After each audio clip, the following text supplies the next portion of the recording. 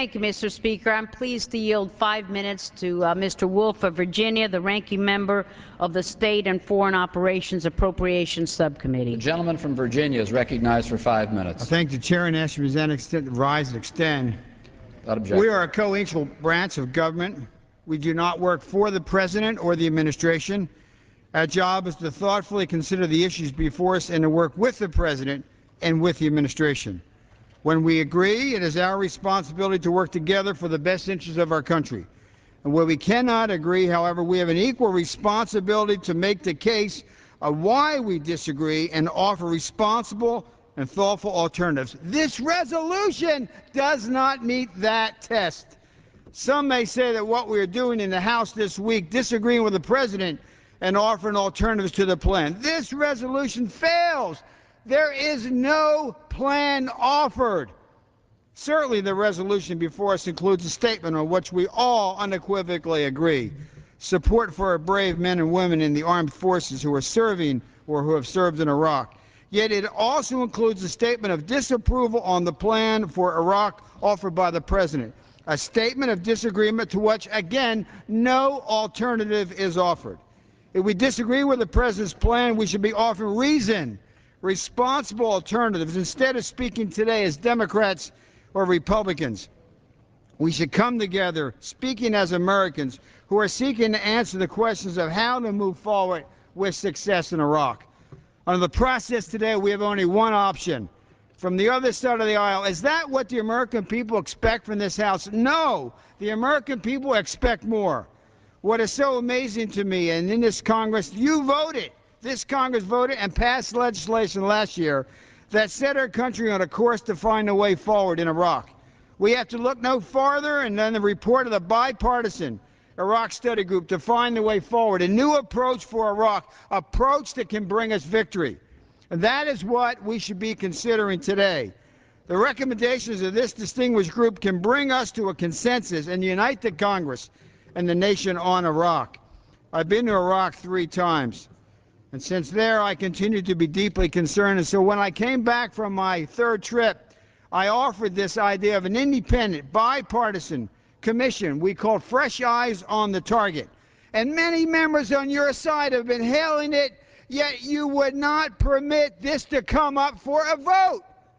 Why would the Rules Committee shut down something that many of you over and over? And there are members on my side who don't like it.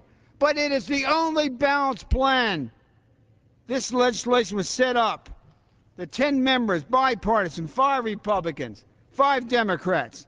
Jim Baker, former Secretary of State, Lee Hamilton, who served here and quite frankly has probably forgotten more about this issue than either any members on your side or any members on my side. And 10-0 decision, Leon Panetta, Ed Meese, whose son will serve with General Petraeus. They came up with this idea, and yet the Rules Committee has shut this down not to permit a vote. They worked for more than 8 months, supported by expert working groups and senior military advisors in the areas of the economy, reconstruction, military, security, and political development. The study's report was issued on December 6 and was hailed, but yet it is not permitted to come up for a vote. Because of the importance of this group, I introduced a sense of Congress resolution in support of the recommendations. I asked the Rules Committee late last night to make my resolution in order to be considered during the debate. And by doing so, I believe the House will be working to meet our responsibility as political leaders to seek a bipartisan consensus on the issue of war and peace. But the request, not on my behalf, but on behalf of the American people, was turned down by the Rules Committee. And believe me, just for a second, maybe our side at times treated you wrong, but believe me, you're getting to be a fast learner, because every time you seem to speak over here, the Republican side of the aisle is shut down from offering anything. This is the major issue of war and peace. Can you imagine if this were 1937 or 1938 or 1939 in the House of Parliament and there was a resolution like this with Nazi Germany pouring over Europe? There would be some resolution and everyone else. Churchill would have been shut out because he wanted to offer something constructive to make a difference. Let me read from the letter penned by Jim Baker and Congressman Hamilton. There's no magic formula, they said, to solve the problem of Iraq. However, there are actions. Time has expired. Could I have 30 more seconds? The gentleman has 30 more seconds, Mr. They Speaker. Gentleman's basically recognized said for there are 30 seconds. actions to take. The political leaders need to establish a bipartisan approach. They go on to make the report, the consensus report, as the work that they have done. We recommend in their report, and then they end by saying, yet U.S. foreign policy is doomed to failure, as is any course of action in Iraq, if not supported by a broad, sustained consensus. And then they go on to say how dangerous this is. I ask you, why? Why couldn't we get a vote? Why couldn't the American people get a vote on something that many on your side may not like, but most do?